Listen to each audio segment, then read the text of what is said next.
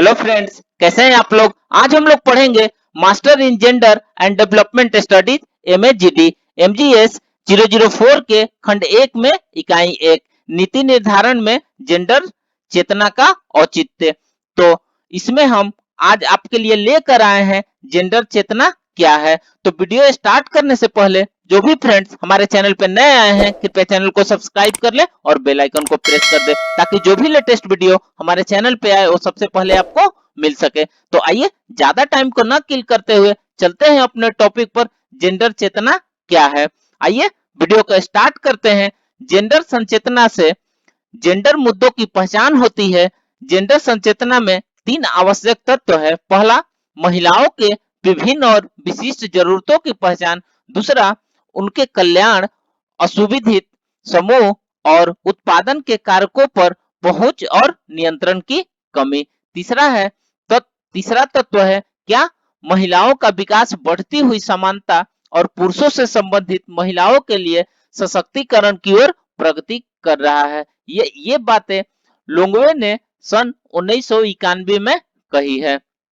आइए नेक्स्ट देखते हैं। यदि महिलाओं के विकास की मुख्य समस्या पुरुषों के साथ समानता हासिल करने से संबंधित है, तब यह जरूरी है कि समानता के विभिन्न रूपों तथा स्तरों को हम समझें, क्योंकि इससे ही इनका विकास जुड़ा हुआ है। लोंगवे ने 1991 में कहा कि महिलाओं का सशक्तिकरण की पहचान करने के लिए 5 विभिन्न सिद्धांत आधार बनते हैं। घटते क्रम में स्तरों में नियंत्रण, भागीदारी, संचेतना, अंतःकरण, पहुंच और सुधार। सुधार का अर्थ पुरुषों से संबंधित महिलाओं की भोजन आपूर्ति, आय और चिकित्सा देखरेख मामले में भौतिक सुधार का स्तर, महिलाओं की उत्पादन कारकों में पुरुषों के समान प्रवेश का हवाला देती है। अंतःकरण सचेतना बढ़ाने का हवाला देता है। उदाहरण के लिए यह विश्वास विकसित करना है कि जेंडर श्रम विभाजन को दोनों ओर साफ और सहमति योग्य होना चाहिए और बीच में आर्थिक या राजनीतिक प्रभुत्व किसी दूसरे का एक जेंडर पर नहीं होना चाहिए। जेंडर समानता में विश्वास जेंडर सचेतना के आधार में होता है। महिलाओं के विकास की प्रक्रिया में सामूहिक भागीदारी के लिए आधार देती है। भागीदारी का अर्थ महिलाओं के निर्णय करने की प्रक्रियाओं, नीति बनाने, योजना और प्रशासन में समान भागीदारी है। नियंत्रण महिलाओं के निर्णय करने की प्रक्रिया में प्रभावी भागीदारी का हवाला देता है। ऐसा नियंत्रण उत्पादन कारकों पर समान नियंत्रण और लाभों के विभाजन प्राप्ति के लिए सतह, स्वच्छ हृदय और गतिमानता द्वारा प्राप्त किया जा सकता है।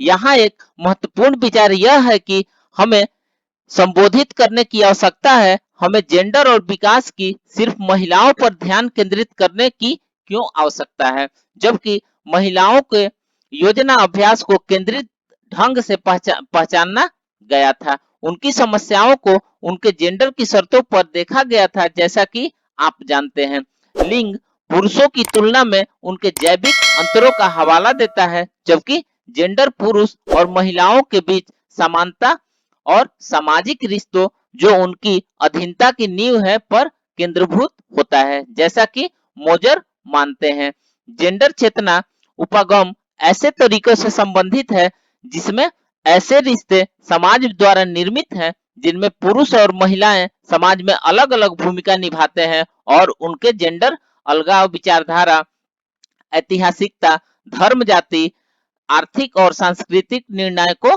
प्रभावित हो रहे हैं। सर्वाधिक विकासशील देशों में जेंडर मुद्दे संतोषजनक रूप से निगमन नहीं किए गए हैं, क्योंकि जेंडर की एक आवश्यक योजना प्रभावित पुरुष प्रधान निर्णय करने से और उनके जेंडर अंध उपागमों का प्रयोग पहचान की कमी को लेकर जेंडर अभ्यास की चेतना को अभ्यर्थियों को बदलने की क्षमता के लिए विद्यात्मक उपकरणों की कमी तक फैले हुए हैं। वर्तमान योजना नियम भी जेंडर का निगमन का एक चिंता दूर करने के रूप में उन्हें आसानी से न दे सके। शब्दावली में संशय जारी है कि नियोजकों को क्या शब्द प्रयोग करने चाहिए, जबकि हम जानते हैं कि महिलाओं के हित साझे हो सकते हैं हम झूठी सजातीय जो महिलाओं की परिस्थिति पर जातीयता और वर्ग प्रभाव की पहचान की कमी से प्राप्त होती है से बचने की आवश्यकता है। अतः जेंडर योजना के संदर्भ में हमें शब्द जेंडर हितों का प्रयोग करने पर जोर देना चाहिए। तो फ्रेंड्स, इस प्रकार से हमने जेंडर चेतना क्या है इसके बारे में पढ़ा। तो मिलते हैं फिर एक नए वीडियो के साथ में, तब तक से हमारे चैनल पे बने रहिए। धन्यवाद।